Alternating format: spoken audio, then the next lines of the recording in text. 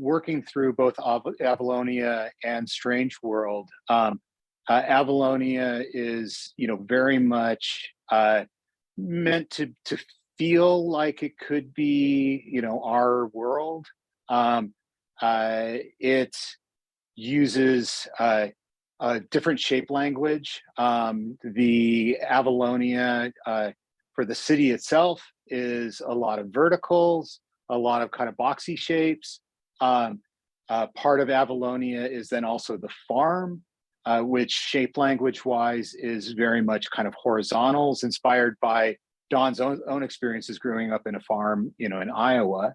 And then, really for both of them on a color palette side, is kind of these green, brown, the feelings really more of what you consider to be Earth.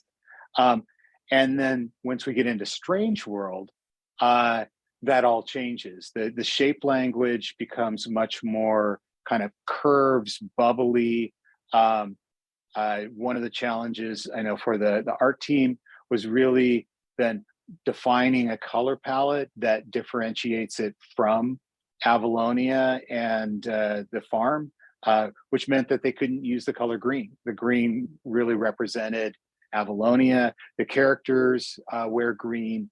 The airship that we're traveling through uses green, and is meant to look foreign in that Strange World. So then once you got into Strange World, it was about making choices on the shape and the color palette to set itself away from, from Avalonia. And for each, we do travel through the Strange World. So, really kind of defining, tight palettes for each of the areas, so that the way I know my dad likes to describe it is that you then go back and you say, oh, well, yeah, you remember that world that they were in, that was all kind of the oranges, or the yellows, so that you get a feeling for traveling through the movie.